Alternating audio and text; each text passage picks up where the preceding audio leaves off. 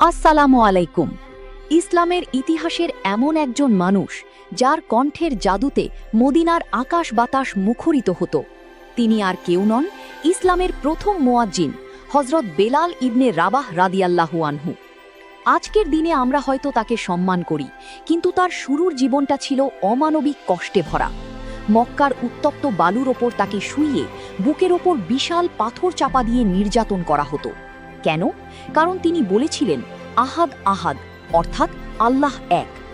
অমানসিক নির্যাতন সহ্য করেও তিনি তার ঈমানের ওপর ছিলেন পাহাড়ের মতো অটল।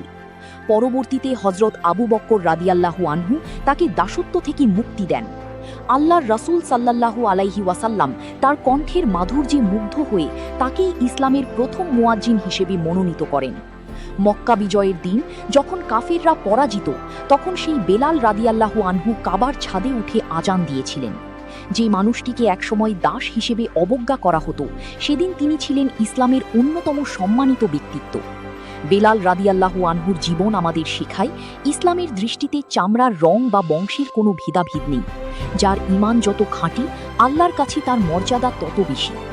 একজন দাস থেকে জান্নাতের সুসংবাদপ্রাপ্ত সাহাবী হওয়ার এই গল্প আমাদের জীবনে সত্যের পথে অটল থাকার শিক্ষা দেয়। ভিডিওটি ভালো লাগলে লাইক দিন এবং আমাদের চ্যানেল নিহান টিভিতে সাবস্ক্রাইব করে সাথেই থাকুন। আল্লাহ হাফিজ।